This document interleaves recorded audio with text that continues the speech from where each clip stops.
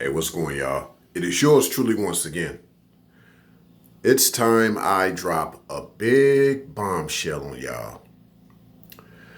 Contrary to popular belief, dogs did not descend from wolves. Dogs descended from dogs. Yes. Now, there's proof that this is so true in the wild. Look at the African wild dog. It's a breed of dog, a species of wild dog that was not able to be tamed nor domesticated.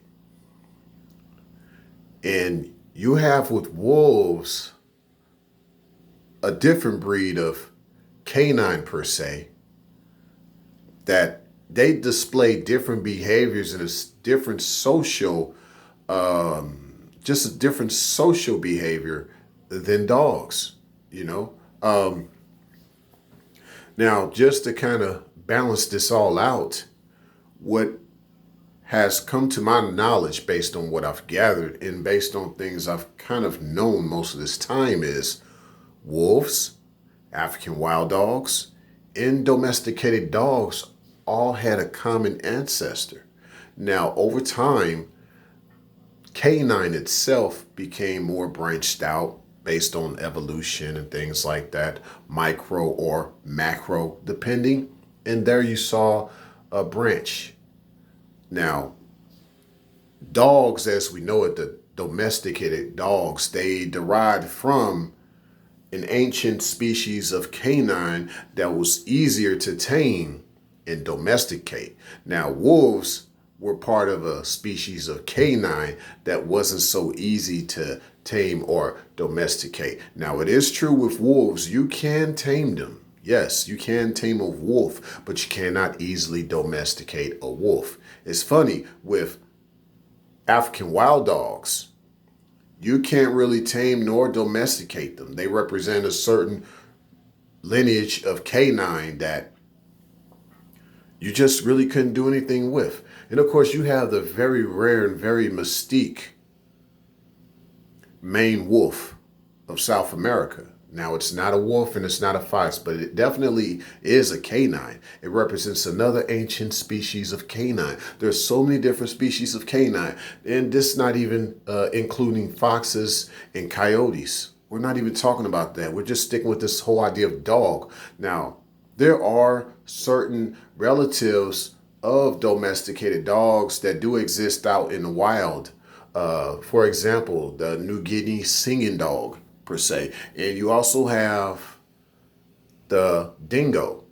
Here's the thing about the dingo. People think that the dingo just existed in Oceania, basically parts of Australia and New Zealand and Tasmania per se. But no, there were dingoes also in North America, and they're still there. If I'm not mistaken, they're called now the North American dingo or the Carolina dog. Look it up. Look it up. Now, with this said, just to kind of pretty much make the New Guinea singing dog more distinct, yes, a lot of domesticated dog breeds came from that dog, but at this day and time, not too many exist. So this once again makes the New Guinea singing dog very unique because a lot of its genetic is very different from the domesticated dogs that we know of today. Now, you may have someone argue about the Spitz type dog. You know, most of the time when they say Spitz type, they mean certain dogs that kind of look wolf-like per se. But no, what this means is that the Spitz type dog descended from a breed of dog that was more for the polar regions, the northern regions, where a lot of their looks and adaptations were for those colder climates. And who knows, maybe some of them dogs did kind of breed with wolves per se, but a very small number of those dogs did that. Most of them were just bred for the climate instead. Most of them were just bred for the climate instead. But with that said, I just wanted to bring that to y'all attention, because a lot of times we tie a lot of this in with the human personality types and things like that, without really understanding. If you just want to really look at it from just a pure canine perspective, right now, yours truly has just debunked the whole idea that dogs actually descended from wolves. We usually also think, oh, dogs came from the gray wolf. Of course, with what I just said, I just proved that to be false.